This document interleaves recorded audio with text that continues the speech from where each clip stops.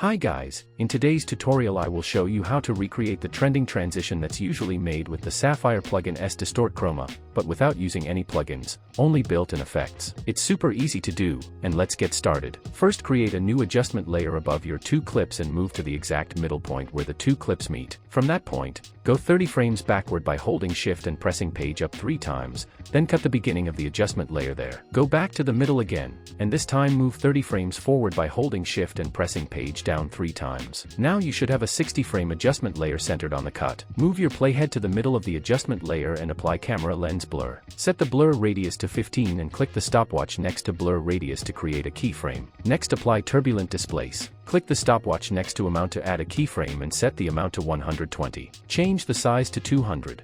Finally, apply VR chromatic aberration. Set aberration red to -30, then click the stopwatch icons next to aberration red and aberration blue to add keyframes for both. Press U on your keyboard to reveal all the keyframes you've just created. Move to the very beginning of the adjustment layer and set all the values to 0.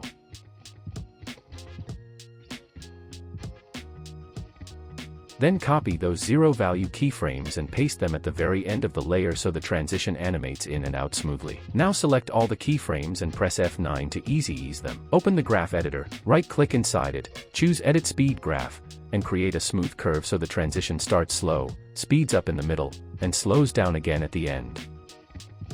Preview the transition. And there we go, it's done. If the effect doesn't feel strong enough, move to the middle keyframes and increase the turbulent display size a bit more. For example, I'll set it to 230.